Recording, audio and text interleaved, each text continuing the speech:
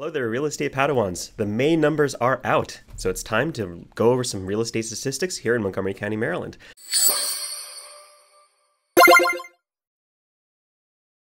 If you're new to the channel, my name is Henry Nam. I'm your DC Metropolitan real estate agent. Now, this market report is put together in an ongoing attempt to help our buyers and sellers make the best decisions possible based on real numbers and not just a bunch of feelings. There's a lot of information here, so feel free to take a look at the description and jump around using the timestamps below. Now, this is a collaborative effort, so if there's anything that you would like to know, please just write it into the comment section, and we'd love to include it in next month's market report. Today's video is structured into three basic sections. First, we're going to be talking about supply and demand, so how many homes came onto the market and what came off. Then we're going to go into averages, so average price point, average days on market.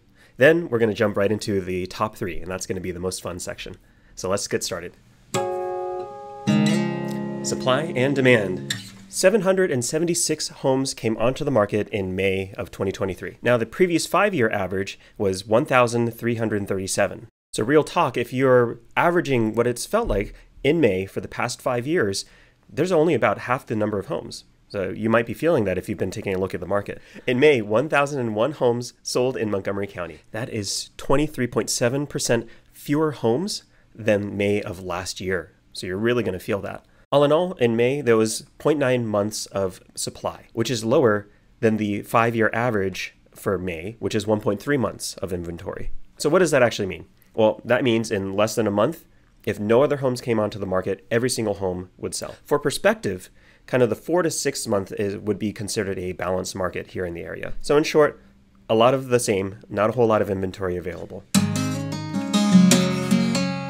Averages. Okay, so averages is a little bit misleading because I like to use median rather than average. The reason being, with home prices going as low as in the $100,000 and selling in the multi-million dollars, average can get skewed by just a few outlier homes. So instead, by taking a look at the medians, because so many homes sell here, then it actually ends up being a better indication for what your averages might actually be. So the median sales price for May is $610,000. But how does that stack up with other months? Well, this median figure is actually 1.6% lower than May of last year.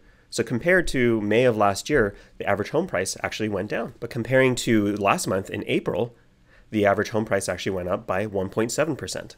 Now, if you feel like homes are just flying off the market, you're absolutely right. The median days on market, which is how long it takes before a home actually sells, is 6 days. And that is actually right on par with May of last year as well as April.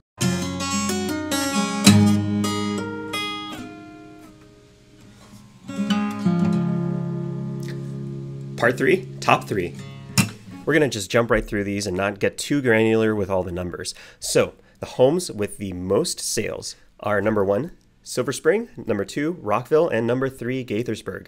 The top 3 homes with the most homes for sale in May were Silver Spring, Rockville, and Bethesda. Now, a little surprise here, but with a bit of a caveat. The top 3 areas with the highest average sales price are, number 1's going to surprise you, Sandy Spring. We're going to come back to that in a moment. Potomac and Chevy Chase. Now, how did Sandy Spring come out with the highest average sales price for May?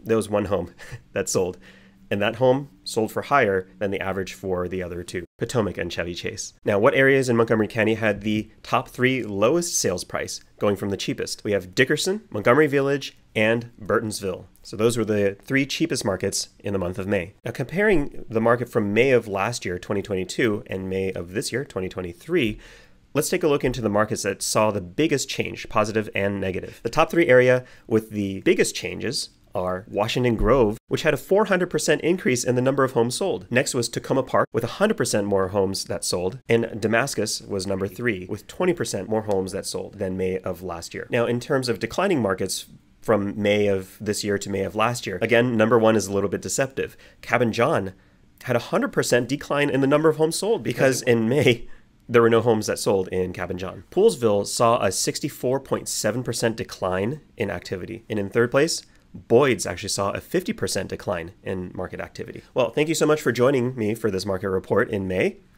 I hope you found it helpful. If there's anything more that you would like to know, please feel free to leave it in the comments. I'd love to have a discussion about it. If you need help buying, selling, or investing in real estate, or plan on relocating in or out of the area, please feel free to reach out. All of our contact information is in the description below. Also, if you're still stuck using Zillow and Redfin, there's a much better experience out there online, but it's only accessible using a realtor.